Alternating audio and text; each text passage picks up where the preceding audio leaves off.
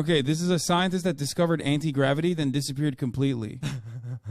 What? As well includes how a wide variety of grifters get involved in it. There appears to at least be some seed of truth to some of the claims of UAP, UFOs, and anti-gravity manipulative tech. In particular, boom. Wait, this is the guy? That's the guy, bro? The guy that did the patent? I don't know. See, I'm telling you, I haven't even had time to dive into this yet. Bro, we're diving into it right now, Jack. Buckle the fuck up, okay? Let's Inventor, go. Salvatore Caesar Pace. And he worked for the U.S. Department of Navy. It says worldwide applications of the patent. And it was filed in 2016. So even if he was crazy, it's weird that the Navy's getting the patent on it. Bro, I'm not trying to disappear. when it comes to government-funded research. And as a bit of a disclaimer, because I know this subject matter draws out an absolute array of opinions, just know my goal here isn't to change your beliefs, but more... Jack's getting ready to buckle up. He just ripped his fucking... He ripped his fucking pump cover off. I actually ripped it off in half. Yeah, he's excited. More so just tell you what I found and entertain you. So let's get into it. As we are going to discuss the disappearance of one particular scientist by the name of Dr. Ning Li.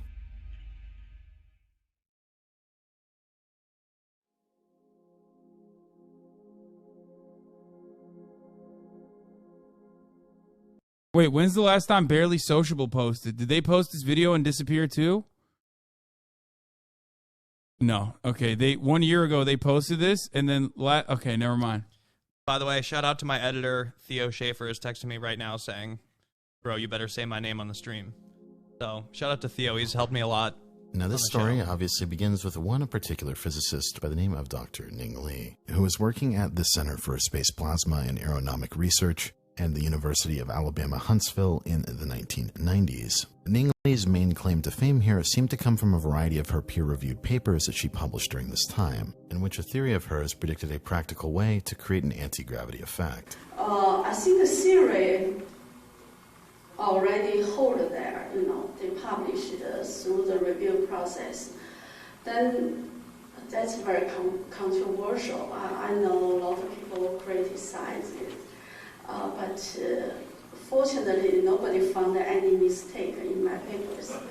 So just about no mistake, but people don't believe it. I know until I got an experimental result, I can show people. And before I try to explain any of her research... Listen, you could reduce... Is a woman? Yeah. Oh, you don't believe it now? Not credible. Chat. No, shout out. Yeah, no. Women in STEM. The real mystery. The real mystery is how she got there. Oh, no. The real mystery is avoiding the top of the hour ad break. At the top of the hour, there's a 6-second ad break. It's coming right now. I forgot to run it at 4 because I got really deeply invested into these stories. If you no longer want to see those ads, you don't need a saucer or a Navy patent. All you need to do is subscribe for $5 or for free with a Twitch Prime by connecting your Amazon Prime account to your Twitch account, or by getting gifted a sub. If you're lucky, here's a woman ad break now. Boom. Has your guest been to space? No, dude. I want to make clear that when I'm referring to anti-gravity, I'm essentially referring to gravity manipulation, as gravity is a fundamental force of nature. And in regards to Ning Li's research, the core idea included in her papers seemed to stem from one core concept, that being things called superconductors, which are essentially a substance that can conduct electricity with no resistance, meaning that no energy is lost from point A to point B. Now, generally, the state of superconductivity is achieved when a substance cools to a particular critical temperature, and generally one of the cooler side effects, no pun intended, for achieving this critical temperature is the expulsion of the substance's magnetic field, and that's what you're witnessing right now. Now, this is obviously one example from a broad, sweeping concept that could be applied to the future of superconductors. And as you can... Wait, why'd you say superconductors are 100% fake?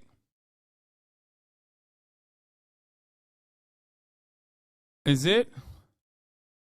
Dude, what the fuck? 157 shadows rated as segue, average of 4.71 out of 10. Good attempt, Hasi. Wide people said, what the fuck? Chat, stop rating me so low, dude. What is this shit? What does that mean? So, as a contractual obligation by Amazon, I run ads on my stream. Okay, and I run 1 minute of ads per hour. So I usually have gamified it. I asked my stream, I was like, should we make this should I just auto run these ads and then it just, you just boom, get hit in the face with an ad? Or should I gamify it and I bake it into my commentary so that like it's more fun. And Yeah. then I like kind of pause the comment, I pause it too, so like people don't miss out on the stream. And they decided it's better to just like stop and do a segue, do what we call a debate. So then someone built a bot that tallies what people's ratings are, if my segue was good or not. Oh wow. Okay, so they're reviewing the segue. But it's just yet another example that democracy doesn't work, because everybody always like fucks over the. Even Nim has more ad density than you. Yeah, my ad density is gonna fucking go up a lot too. Don't worry. Dude, I just got a funny text update that Chelsea, my fiance, said that like my mother-in-law just texted her saying that like I tried listening to the recent episode of Jack's podcast and turned it off to it was too scary, and she's telling her other family members not to listen to my podcast. Yeah, dude, I'm telling you, it's not for everybody. It's not for everybody. Wait, but this is like a concern. I mean, dude, this thing I recorded last night is fucked up. Like, I'm kind of curious. I have all these people at the disposal now. Like, is really scary like good, or will that be like bad for the show ultimately? I don't know. I want this to be mainstream big. But Last night, my friend Will said something that I consider to be brilliant, where he was like, spicy food is like scary movies. You like ramp yourself up to it. And I love spicy food. I hate scary movies, but I totally get it. Like at first you might not like it. At first you might not appreciate it, but over time, the more you fucking build a tolerance for it, the more you want, I don't even think the episode she's talking about is scary, even. Like, I think it's spooky and weird. Like, it's the jack-off one. The djinn. That's what she turned off. I mean, it is spooky. I guess Chelsea is Egyptian, but... Yeah, But her mom isn't, so... Oh, I was going to say, we don't fuck with that shit, but... Okay, let's continue. Imagine having incredibly efficient electricity would be highly useful for a number of reasons, beyond just the gravitomagnetic effect. But on that same note, one of the main problems with superconductors is that you need incredibly cold temperatures to achieve this. This has led to an interest in high-temperature superconductors, which is actually referring to substances that superconduct above negative 196 Celsius. And realistically, for these things to probably... Yeah, one thing you could do is make the episodes progressively spookier and scarier throughout the entire season, so you're like slowly spooky pilling everybody. That's what I'm doing, and there's going to be some nice ones coming up. Like, there's like some funny ones and a couple really nice ones. I think some of them I'm most excited about are like sweet. Like, well, there's one of the sweet ones is like sad too, but it's there's some nice ones. Like, there's some cool ones, and there's some that are just like fun. Like, I don't know how to explain it, Okay. But and then and there's gonna be some crazy ones. But dude, honestly, I think the world is ready for it. Like, I think everybody's too wrapped up in like NPR brained neoliberalism, It's like no, there's definitely a hella right wing audience. I ready know for fucking demon time, because they believe that like demons exist in the murals of 13-year-old girls and shit. But like the left doesn't have that much of an option outside of like Sedona, Arizona, and that's kind of like laughed off of like the the new age ant. But I think that's like there needs to be room for that. Yeah, I mean, there wasn't like adequate like conspiracy theory left content before TrueAnon, I think. So you fill another void there. Yeah, where it's like people that could believe in something or suspend disbelief at least, but why let them have all the fun? That's what I say. My girlfriend's dad is a pastor, and he has witnessed exorcisms in India. Demons exist. Okay, bro. Dude. Anyway, all right, let's continue with this. Change our day-to-day lives, such as the ever-so-elusive hoverboard. There's definitely going to be a need for a room temperature superconductor, which has yet to be discovered yet. And while I will note last year the first room temperature superconductor was found, the only problem with it is that it only existed under extreme levels of pressure, making it really unusable for the average person. But all of that being said, where Dr. Ning Li fits into this is her creation and claim that a high-temperature superconducting disk... Okay, I'm sorry, but the moment that I see, like, an old-ass website that you're pulling with this font and shit, the credibility is shaken a little bit. I'm a big aesthetics guy when it comes to this sort of stuff, because I don't have the science background to comprehend whether this is, like, possible or not. So I look at the optics a little bit, and the moment I see Comic Sans with this, like, 3D print... Fire, though. Some of the UFO stuff is all like 1999. Like if you go into the Area 51 stuff, you'll find some of the coolest website aesthetics because it's all like 99, early web guys that made like UFO blogs that are still up. Yeah. It's surprising which ones are like still up. I think these dudes paid like for 30-year contracts for like their web pages, Yeah, back when the internet was cheap. Like the Space Jam site. Remember how that was up for a long time? I think they finally... Oh, really? The original Space Jam site, they finally took it down, but at one point, if you went to spacejam.com, I think it was like the original website. But now they have that new movie, so they replaced it. There's like a few that are still up, some funny ones. Wait, so are you believing this? Developing and could essentially create a force field-like effect. The first notable paper here was Effects of Gravitomagnetic Field on Pure Superconductors, and it was published in 1991. A year later, she would publish another paper by the name of Gravitational Effects on the Magnetic Attenuation of Superconductors, and in a subsequent paper just a year later called Gravitoelectric Electric Coupling via Superconductivity was also peer-reviewed and published. Now, I'm not a physics channel, but I will include links to these papers that you can check out for yourself. But to summarize Ning Li's theory... Yeah, I'm sure there's like physicist people who will check it out. She essentially noted that rotating ions spinning in a perpendicular field to their spin axis would create an anti-gravity effect if a large number of ions could be aligned in something called a Bose-Einstein condensate, which is essentially an exotic state of matter in which all of the atoms act as one, where she theorized that this alignment may be possible by trapping superconductor ions in a lattice structure in a high-temperature superconducting disk, which in turn led to the development of a 12... I've already tuned out. Like, it just sounds like nerd science shit, and I'm like, it's probably true. It's on Wikipedia. Seems about right. That's as far as my brain can go. I'm like, Bose-Einstein super megaphonic conductorism is like, I don't know what the fuck that is. That's why I have the Harvard dude, and I'll need to probably get a couple more guys like that, because also, like, I don't have the patience to, like, I'm not a good researcher, I like doing the interviewing people, first-hand encounters, but I start to zone out, dude. I have ADHD. It's bad. Me too. I have no idea what the fuck's going on. The kind where you like get sent home for biting kids in elementary school kind. You bit kids? You had a demon in you, dude. Maybe it was a demon. Murat's not a physicist, guys. He's a aerospace and mechanical engineer. He built satellites. Who? My brother. Oh, that's sick. You met him. He probably knows some things, dude. Yeah. Well, I went to the Boeing facility where they like open it up once every like 20 years or something for a civilian population to come and like look at what they're doing.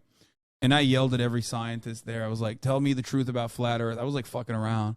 I think, but dude, have you ever... I was testing them. I was like, I haven't had the time to look into it, but like there's a bunch of spooky stuff relating to Jet Propulsion Lab up in Pasadena. Like there's the NASA, I think it's the Jet Propulsion Lab, but also I think Aleister Crowley was doing a bunch of weird like satanic like Hollywood. Well, I do think, stuff okay, out there so here's the thing. I do think that a lot of these fucking scientists are goofy as fuck. Like, I think their brains are warped by, looking at numbers too much. And I do think that they believe in a lot of weird ass shit and can also have like, personal mental health complications. So I was exaggerating about biting people in elementary school. I didn't bite people. A couple of years ago, there was a Mexican radio show called La Mano Peluda, where the radio host named Juan Ramos Sanz, who would have people that call in to tell paranormal experience stories. One of the last stories he had on ultimately led to his unusual and sudden death. What? That's wild. Jack, you fucking protect yourself, dude. That's another episode I'm doing. I'm gonna take a picture of that to look into it. Dude, you are such a fucking Spanish boomer. language episode this year.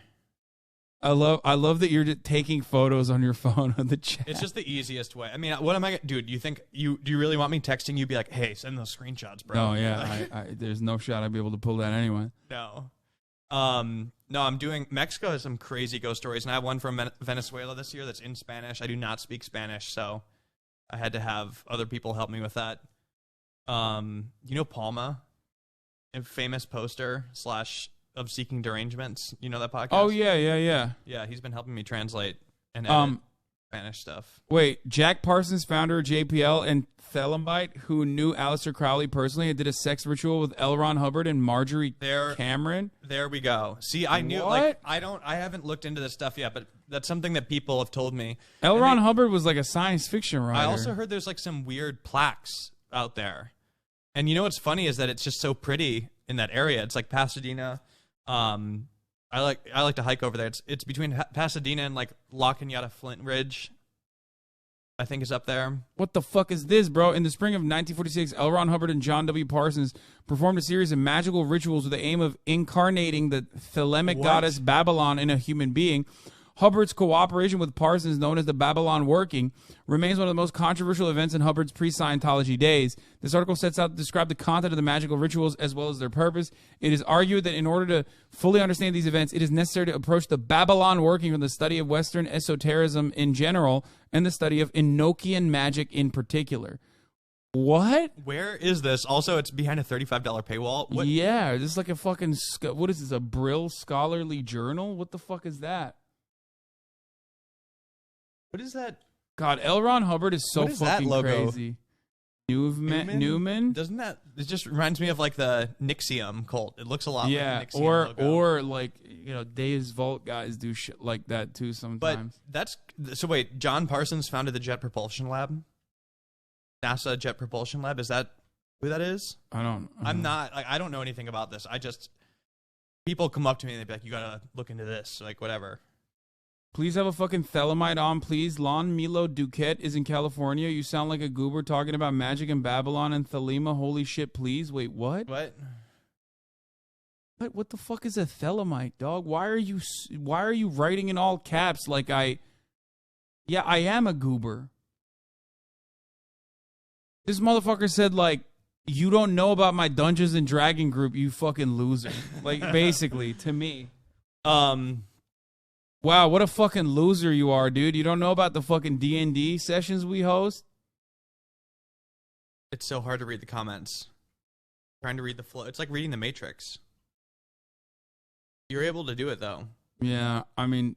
Ritual magic. So this is freaky. I've never explored this, but if you ever get the chance to hang out around the places where there's either like any kind of aerospace or remote Air Force base, it's very spooky even in like non-paranormal ways. Like Mojave, California is in the middle of the desert. Like the actual town of Mojave is where a lot of private space companies are. It's also very near an Air Force base, and then also they bring planes there to like repair them, I believe. There's like almost like a plane graveyard. But I've been up there a couple times for work, and it's also just like kind of a road trip stop that makes sense for camping, but there's very limited businesses there, and it's like all of these like engineers that work there, mostly men.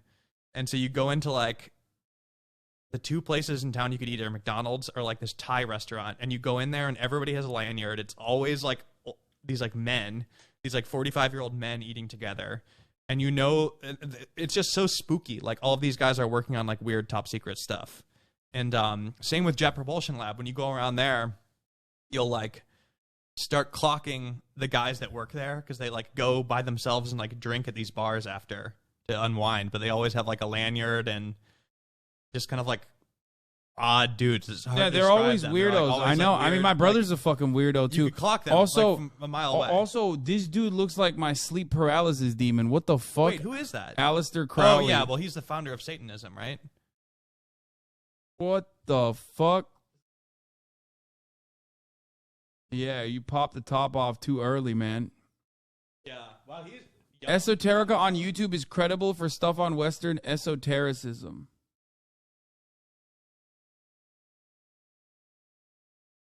Rick Owens looking motherfucker. Yeah, bro, he's on that Rick. Undeniable drip. Yeah, that elven for sure. drip. Unspoken Riz too, apparently. Yeah.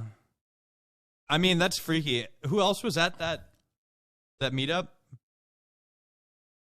I don't know. The Thelemic Pantheon, a collection of gods and goddesses who either literally exist or serve as symbolic archetypes and metaphors, includes a number of deities. It's time for another one of these dudes, though. I think the environment is like ripe for that. Because, like, we are going back. I mean, this is like Chapo's take, which I agree with, but like we do behave like a lot of like upper middle class Americans behave like fucking medieval peasants at this point. So we do need someone to guide that, like the sheep, the flock. We need another Aleister Crowley. Yeah, something like that. Oh my God. I think we have enough. Bro, don't go down this rabbit hole. You know how the Satanists get in chat? I know. They do get fucking annoying as shit. They can't help themselves. Some people believe we already have a satanic leader. I'm not naming a name. What, Joe Brandon? No, well, maybe. I haven't kept tabs. I haven't kept tabs on what Q is theorizing. Yeah, that's true. It's insane how motherfuckers want to be on Cardi dick. They dress just like him, copy his flow bar by bar. Most sane r/Cardi user. It is kind of sad. Yeah, that's crazy. He's fighting Cardi. That's fucked up. Man, that's wild. It's kind of sad.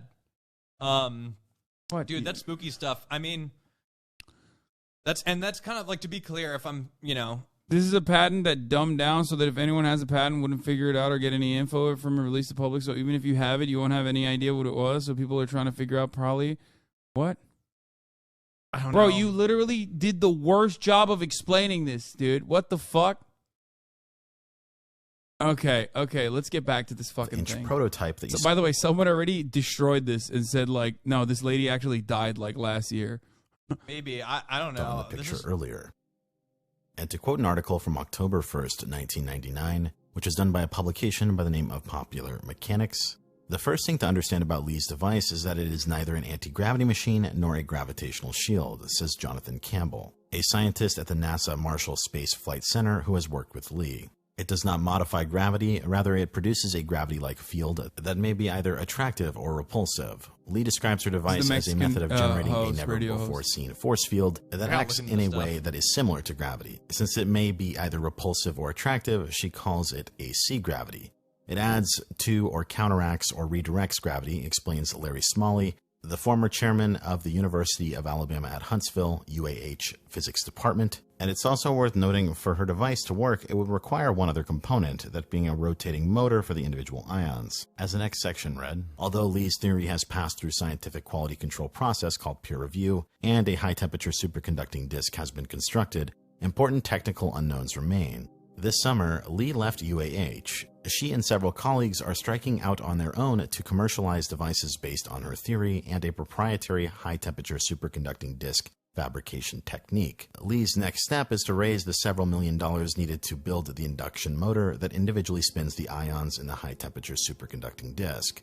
It will take at least 2 years to simulate the machine on a computer, says Smalley, who plans to join Lee's as yet unnamed company after he retires from UAH. And it's worth noting in the final statement given by Lee in this article, she states, investors want control over the technology. She says, this is too important. It should belong to all the American people.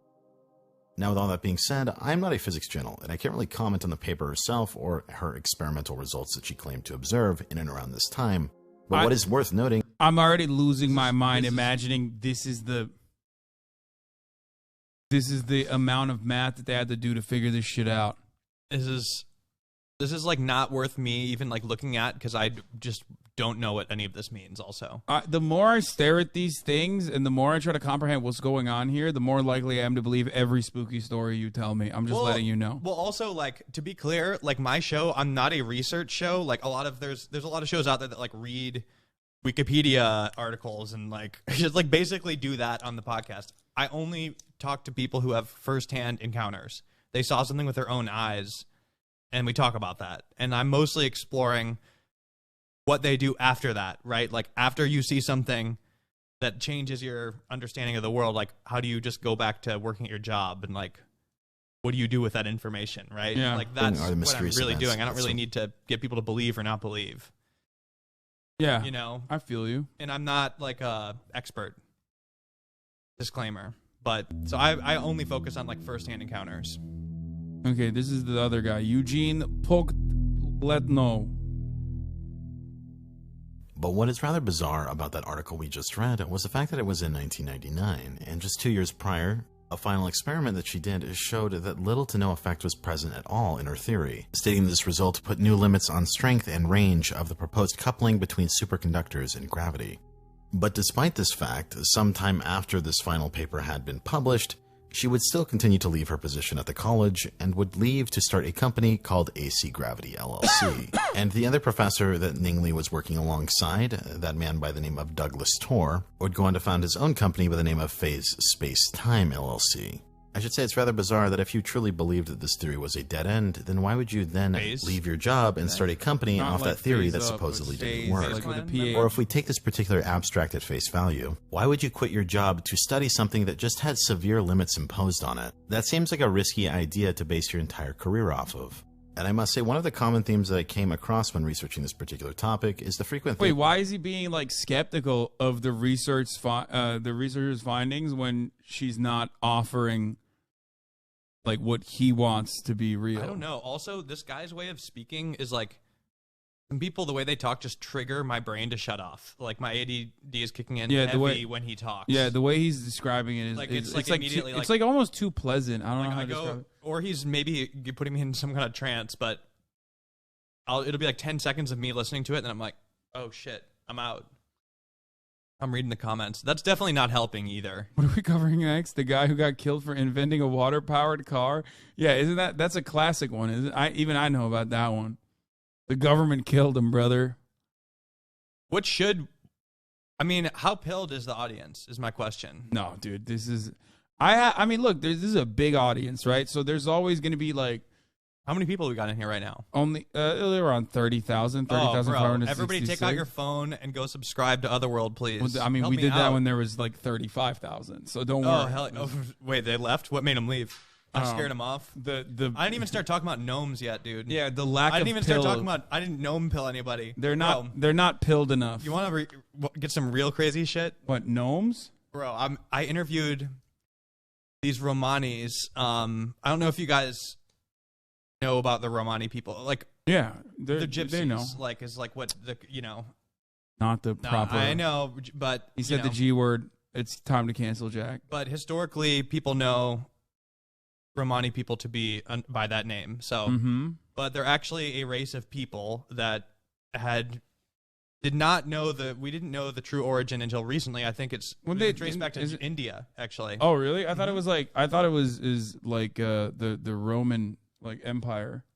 Well, they were in Europe a lot, but basically it's a nomadic group of people, and like they traveled around, and I think a lot of people think of like a fortune teller or like performers, and I mean there's a lot of stereotypes, and they're very misunderstood. But one thing about them is that they're very spiritual people, and some of the earliest like psychics were Romani. And so I interviewed these two fifth-generation psychics. Like, no matter what you think about it, I've always been fascinated with the Romani people, just from like the perspective of a fascinating group. I mean, they're like these nomadic people who have never had a home, and like for the most part, like hide. Also, a lot of them were killed in the Holocaust, and that's not talked about that much either. But there were a ton of Romanis killed and targeted. And there's still a lot of resentment towards them in Europe, especially. Like they fucking hate Europeans. And like Romani people, like they hate them. Stereotype. A lot of Romani people pretend to be Greek. Like they'll just lie like their entire life, but they have very interesting cultures. So anyway, I wanted to interview these people. Anyway, they hit me up with this story, but secretly I was like, I also think they'll be interesting, and I thought it would be cool to like talk to them about what it's like being Romani and like dealing with these stereotypes, and also like they mentioned something about like TikTok witches and being annoyed by it, so I thought it'd be funny and like interesting, and it was. They basically run a psychic shop where they like people come in and they just try to help them with whatever they come in with. But they're saying that like a big problem that they deal with now is like all of the TikTok people that like basically like witchcraft or like experimenting with that realm is like it'll be trending on TikTok, and like all these people start fucking around with it, and then something will happen to them, and then they get scared, and then they come into their psychic shop and like want help, and it annoys them. And also I think these people feel like there's cultural appropriation going on or something. But anyway, they tell me a bunch of crazy stories, and I start asking them about what. And you guys, like, for the skeptical people, in this crowd, like just brace yourself because this is about to get a little weird. But so a little weird, yo, dude. Are you kidding me? Bro. Okay, I'm gonna be honest. Like half the chat's already like they're like, okay, but like not really believing in it. If it's gonna get wilder than that, okay, let's hear it. I want to hear it though. Well, and this is wild to me too. So, but you'll be okay. So they tell me all sorts of stuff. Mind you, I start this interview on Zoom during the day, and like by the end of the interview, it's like pitch black. I'm like sitting in the dark where I like realize I'm like, oh fuck, I gotta turn my light on. Like that much time has passed. I'm talking to these people. I'm like, what else comes into your shop? Like people come in with nutty stuff, right? Like, you know, what? No matter what you believe it in this stuff, like I'm sure there's really interesting people coming in there seeking help, and like I asked them, you know, if anything stood out, and they're like, well, you know, one of the worst is gnomes. And I'm like, no, like I literally start laughing, like, and they're like, and they start laughing too. They're like, people have worshipped gnomes and they come to us. Like, I'm like, what are you talking about? Like a garden gnome? And like, I think this is the funniest thing ever. Like, this actually kind of like ended that interview almost because I started getting too distracted and like laughing. But like Keemstar, like what are we talking? Bro, like literally worshiping like a classic gnome, and I'm laughing because I was like, wait, are gnomes real? Like, I thought we made those up. Like, I'm like, is that like, dude? I thought it was just like something you put in your yard or whatever, like that, like worshiping that. Yeah. So, bro, dude, there's so much more that you could worship than this thing. No, dude. Okay, so like they finally, and this will be an episode eventually, but these are American gnomes because they have guns.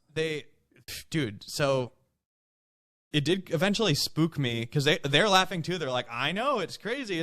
They're like, but believe it or not, 3 people have like come to us with this.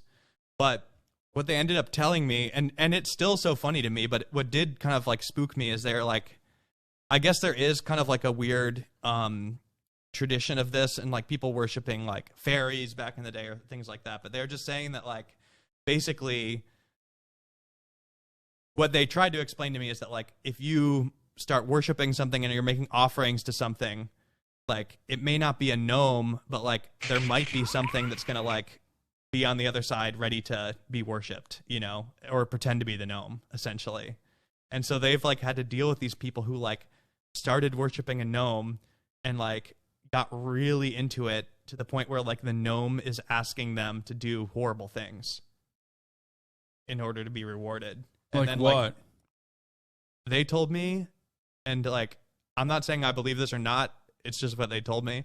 They told me that the gnome eventually asks for your firstborn son, and they've told me that what the fuck? They've seen it happen, where the gnome has taken a firstborn son, and they don't know if it was like given. Dude, they've told me, and this will be in a thing. Like they've told me like this has happened 3 times with them. And it became like, it's one of those things where it became like, I don't know if this is funny or horrifying or like what. It was like dizzying. But the spooky thing I think is like, you know. No, the spooky thing is what you just said, dog. Yeah. Not what? Firstborn? I know. And I guess they say it starts with like just a little thing like putting out like that. Like a little snack or something. Look at that. Oh, and it's not like a gnome running around. To be clear, like they never said that there was like a gnome like running around. It's like a statue, and then from what I understand, it would be like they would hear the gnome ask for something, be like, that was good. Can I have a cake next time? And then like the person will like bring the gnome a cake, and then the next time it wants a bed, and then the next time it wants a wife, and like eventually the gnome starts giving them stuff, usually money. Why would you fucking give the gnome anything? That's a confusing part. Is Look like at this. why... Look at this one. Look at this one. Look.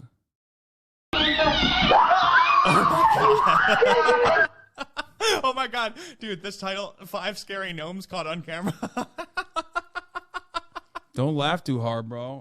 Before you know That's it, the so gnome's sick. gonna fucking visit you and be like, "Give me your firstborn."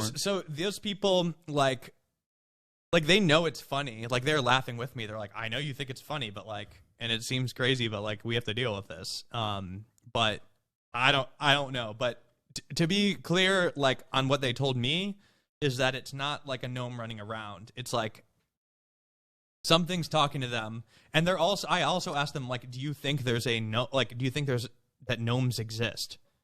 And they're like, it doesn't really matter. They're basically saying that, like, if you're putting that out there, they compared it to a 1-900 number. Like, you know, those old, like, party chat lines? Like, you'd, like, call this number and, like, talk to, like, somebody sexy, like a horny person, like, in your area. And it would, like, link you with somebody.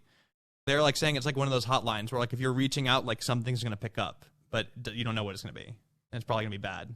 This person says the hubris of people who have never experienced paranormal shit is honestly just funny to me. It's easy to be condescending about it when you have had to deal with that kind of fear and confusion firsthand.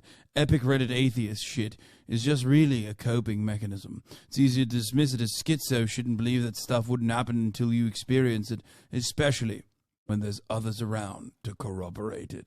Dude, I agree with that 100%. And that's why the Neil deGrasse Tyson stuff, like, bothers me.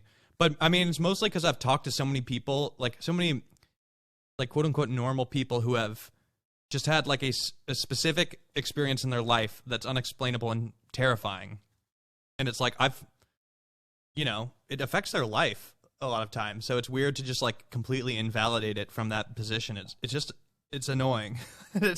And usually, like, useless. It's like, man, like, if you don't believe it, like, that's fine. Like, go do something else.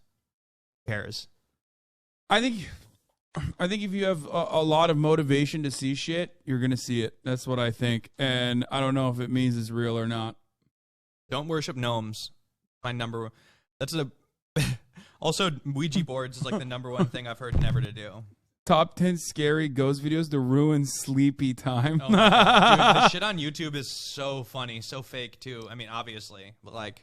Nothing paranormal or supernatural over the reverse lights. So I'm going to show you what the stock reverse lights look like, and then I'm going to uncover. Okay, I don't even want to look at it. It is going to ruin my sleepy time.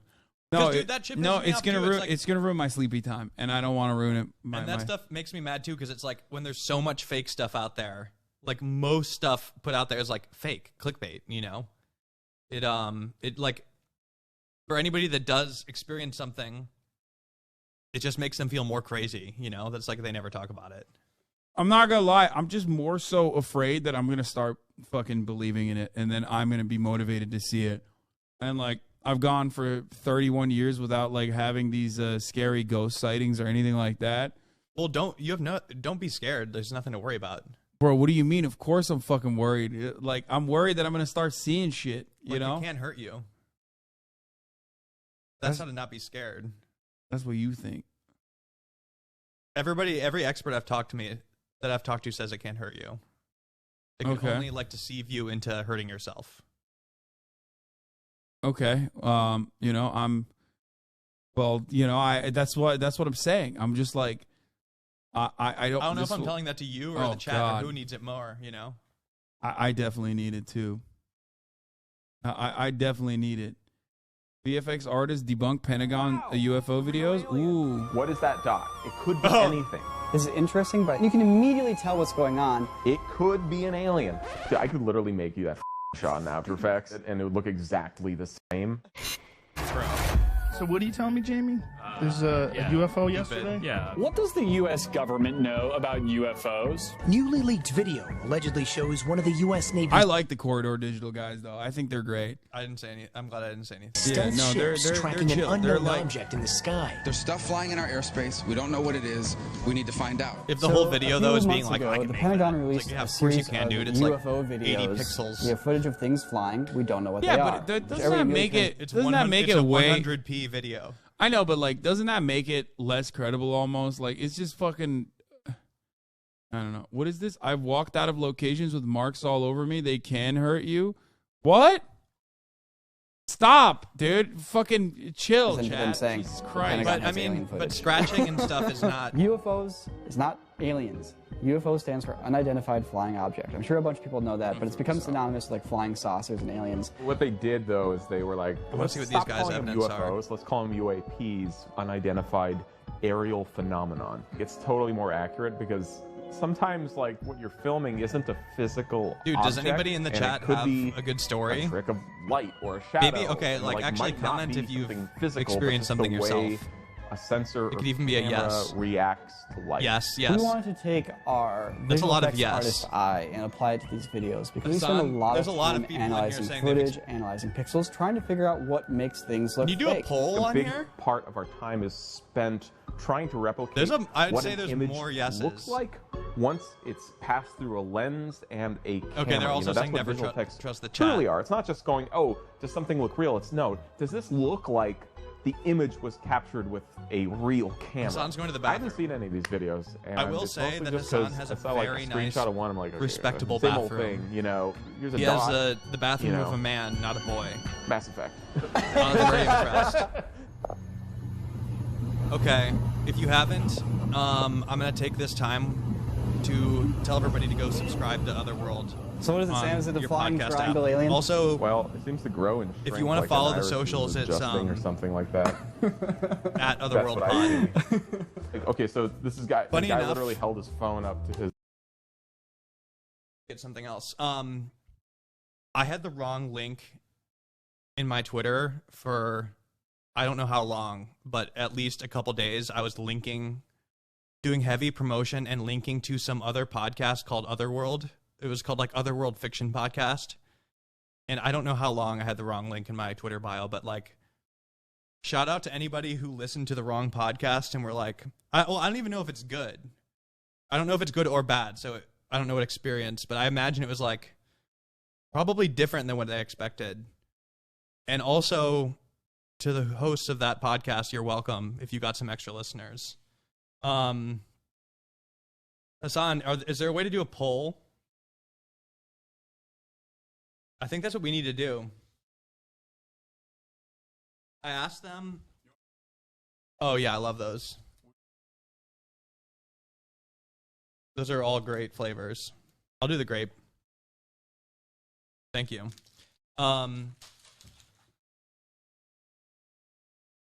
Yo, don't touch the computer? Wait, why? What? Smoked hella DMT. I want to do an episode about DMT as well. There's Have you ever done it? I haven't. But all right, what do you want to poll? People that if people have experienced something firsthand that they consider paranormal.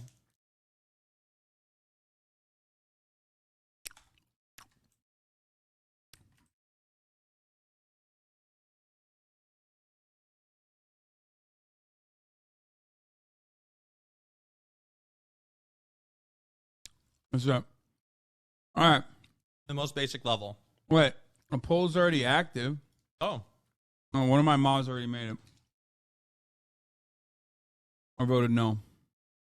41% is a lot. I mean, but like, what do they define as like paranormal? I know. I mean, I made it pretty broad. You'd be surprised. There's a lot of people that keep stuff. That's the thing. Like, and people have told me like diet versions of things until they trust me, and then they tell me like the real version. That's usually more extreme. That happens a lot.